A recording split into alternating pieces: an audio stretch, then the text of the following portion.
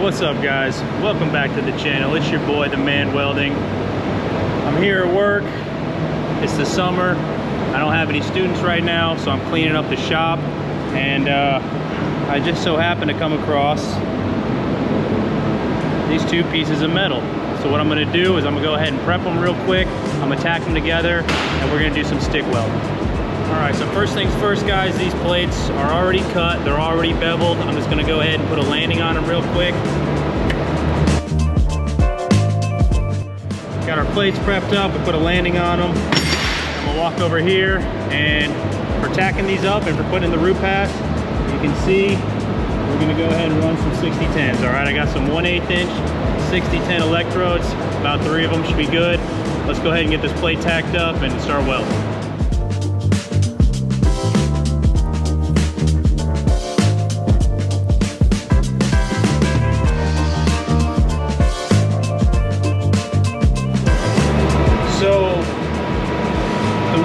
To describe a 6010 is when you strike that arc, you kind of got to hold off for a second, long arc for a little bit, and let that puddle really, let that arc establish before you go on in and tighten up the arc and start welding.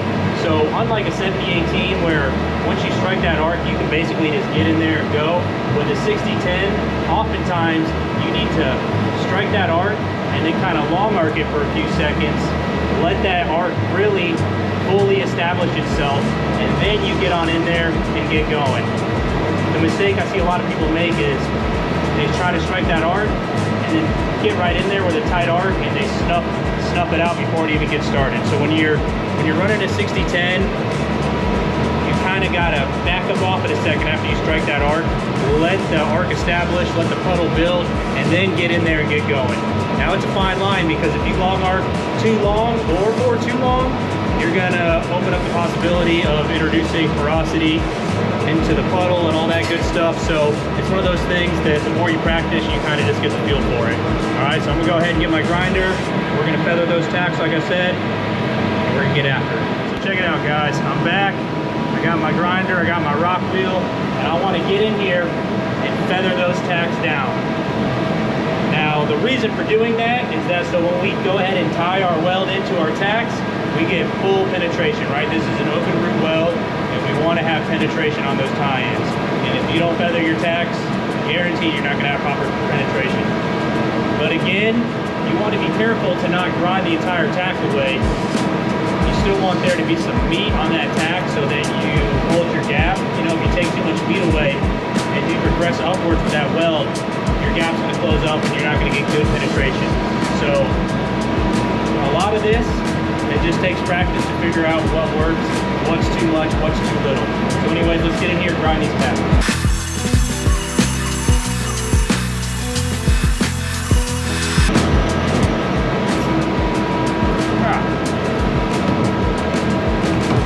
So let's take a look, guys. When I say grind those tacks, that's what I'm talking about, all right? So we're at 72 amps. Running an 1/8 inch 6010, and you can see I got a nice even gap the whole way, just a little bit tighter than 1/8 of an inch. And really the technique I want to use here is I want to strike that arc, hold up off it just for a second, get in there, and I want a keyhole, guys. If I don't got a keyhole, I'm not penetrating. And then I really, once I get that keyhole going, I just want to do a slight little whipping motion, a slight little stitching motion, and just seal that up the whole way. Nice and easy, nothing to it. Make sure I'm really focusing on getting good penetration when I tie in, and that's that. I think leave the machine 72 amps and see what happens. All right, guys, so you should see a whole bunch of fire and sparks coming through the backside of this plate.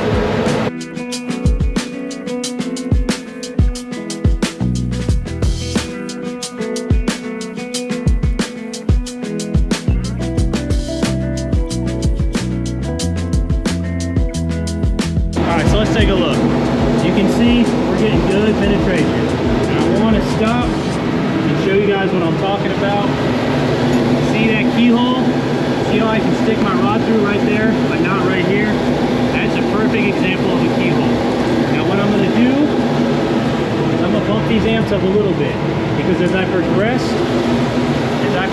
up, that gap got a little bit tighter, and I noticed that I was having to go a bit slower than I wanted to keep that penetration. So I stopped. I'm gonna go ahead and grab my grinder, feather that tie in, and just keep running, dude. But that's exactly what we want to see. Now nothing to slag off. Looks like we got good penetration so far. You guys, I really cannot overstate the importance of feathering your start stops, feathering your tie-ins. Don't be lazy. Grab that grinder with a rock wheel and feather that shit.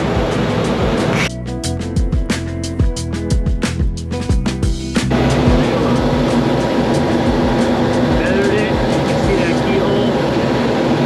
Don't got too much further to go.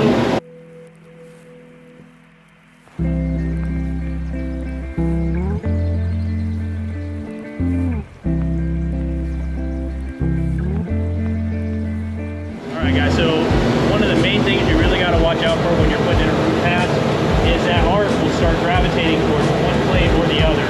And you've got to be constantly monitoring and adjusting your rod angle to make sure you're tying both those pieces of metal together. What you don't want to happen is have that arc, for whatever reason, magnetism, rod angle, whatever, start favoring one plate where you're only burning in one plate. So you're gonna have to constantly kind of manipulate that rod and manipulate that puddle to make sure that electrode is evenly tying together both pieces of metal. All right. But upon initial inspection, check the backside there. Looks like a pretty good root pass. We'll go ahead and hit it with the wire wheel real quick and take a better look at it.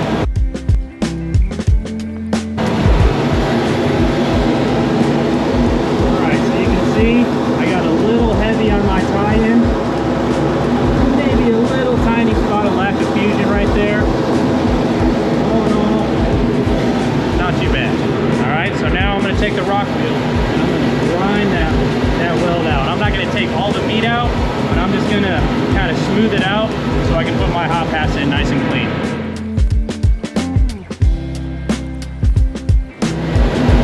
Got our weld ground out.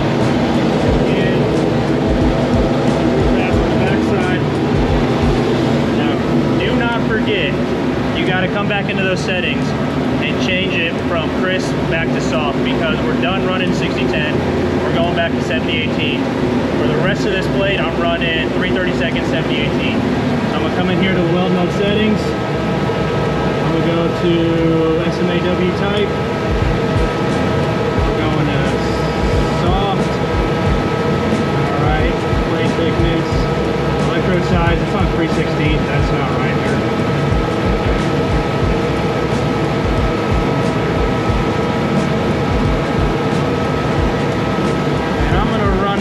Pass about 93 amperes. Alright guys, time to run that hot pass. Like I said, 70-18, 3/32. We're going to go with 93 amps. We ground down the base of that root pass, but we didn't take all the meat away, because if you grind it too much, that 70-18 is going to blow right through the backside of that root. So, you know, you want to grind it some, but you don't want to compromise the structural integrity of that root pass. And like I said, guys, in my first video, my last video, make sure you got some good tunes up in the headphone, man. It'll make you weld that much better. And as far as technique here, I'm not going to run a straight stringer. I'm just going to kind of do a really tight little side-to-side, bouncing off the bevel balls of these two blades, and keep a tight arc and keep it moving.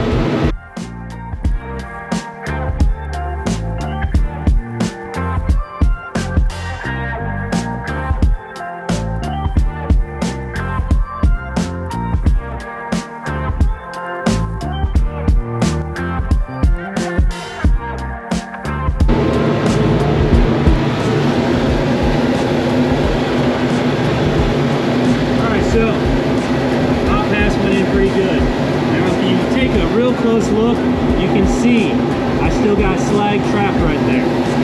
Alright, a little bit of slag trapped right here, a little bit of slag trapped right here.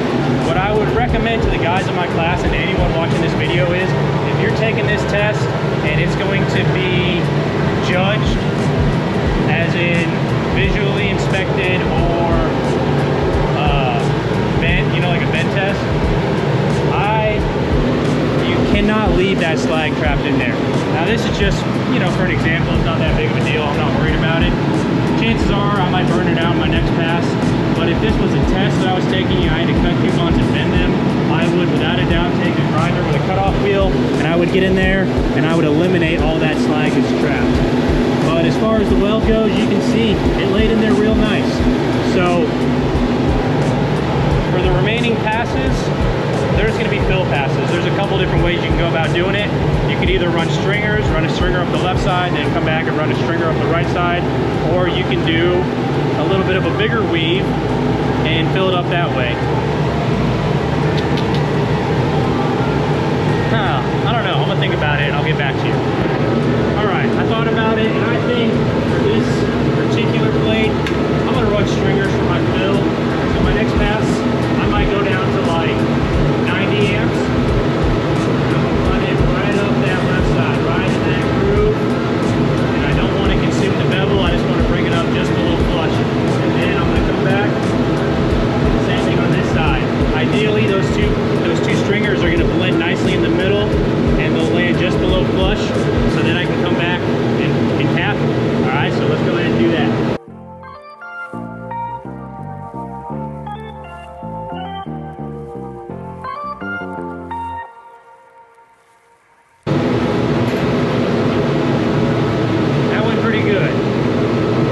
I've had too many energy drinks, but hey man, that's just how it goes.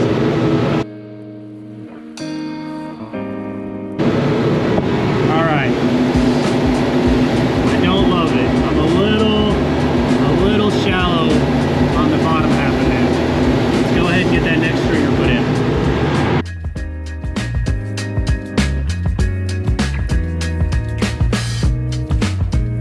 One other thing I want to mention, my rod angle, right? Another mistake I see a lot of people do is they start like this, they only move that front hand. You gotta move both them arms so you maintain that same angle, all right? Otherwise, your angle's gonna get way too steep, that puddle's gonna start kind of waterfalling on top of itself, and you're gonna have a fucking mess on your hands, all right? So don't just block that back arm. Maintain a nice 10 to 15 degree push angle and keep it moving. What we have after those two stringers for our fill pass.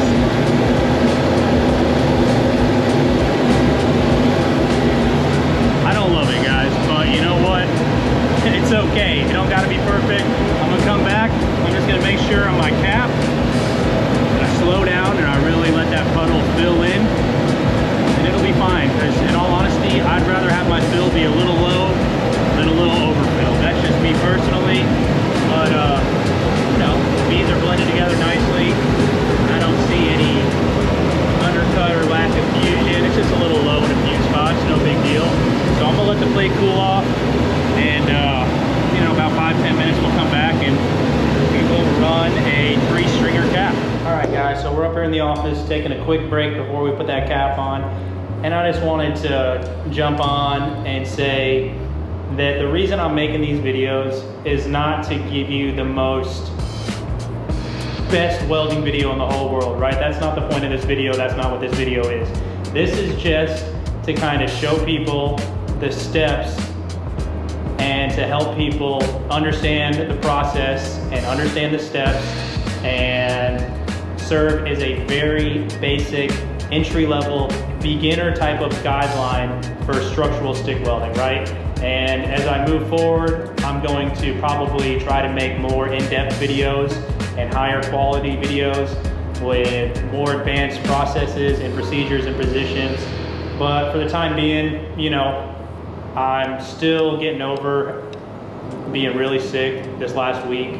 And to be honest, I'm just happy to be back at work. I'm happy to be out of my house. I still don't feel all that great, but you know,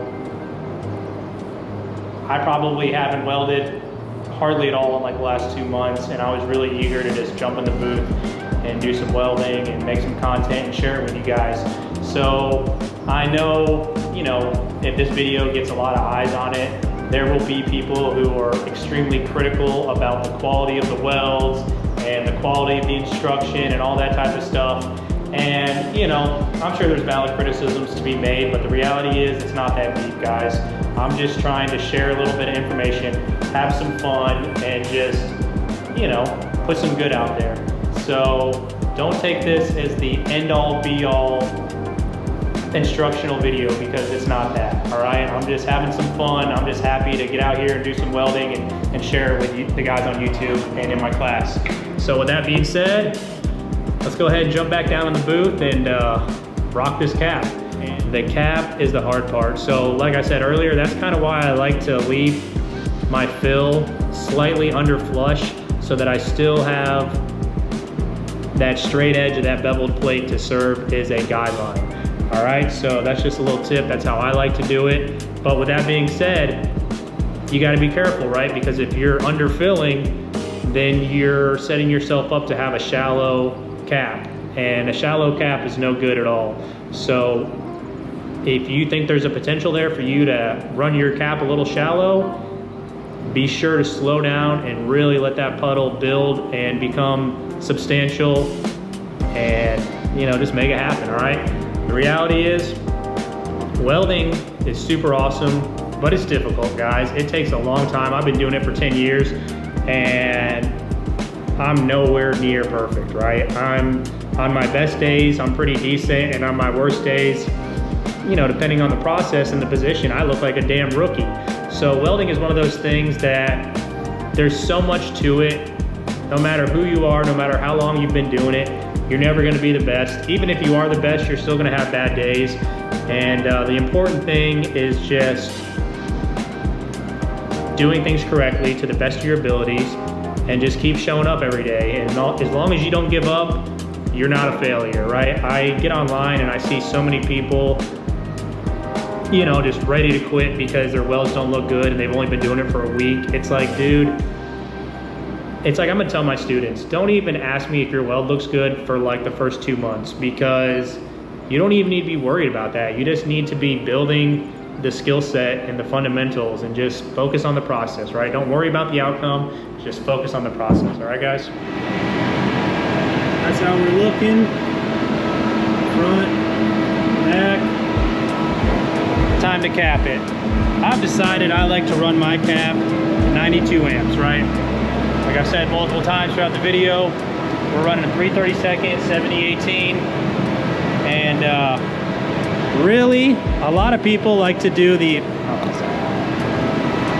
a lot of people want to run a weave,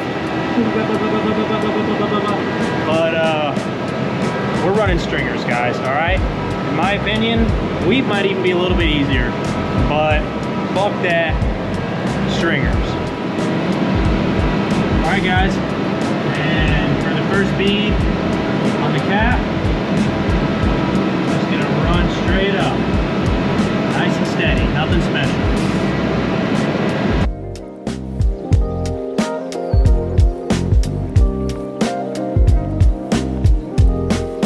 So we got the first pass on the cap in, and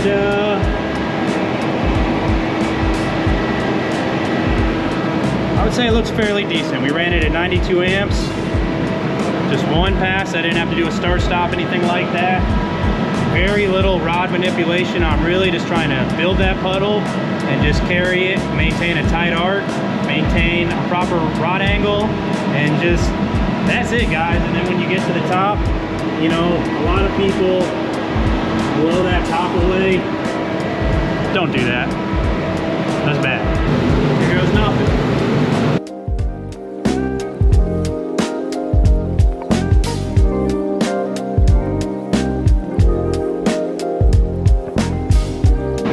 Finish up the second pass.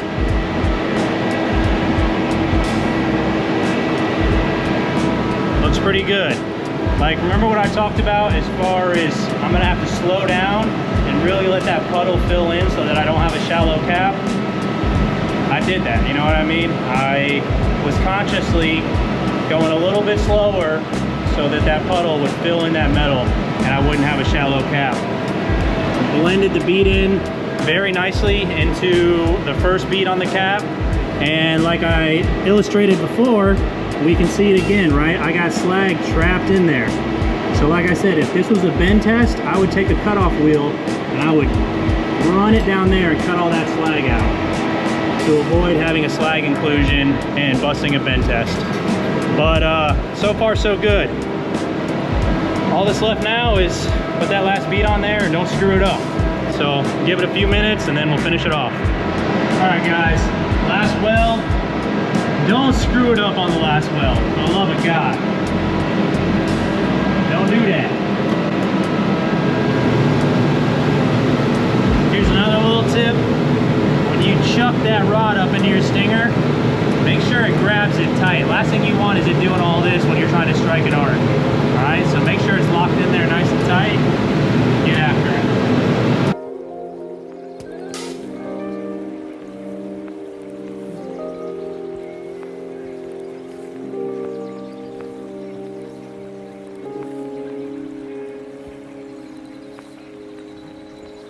That's a wrap. Just put the third bead on our cap. Let's take a look at it. And again, peek at the back side.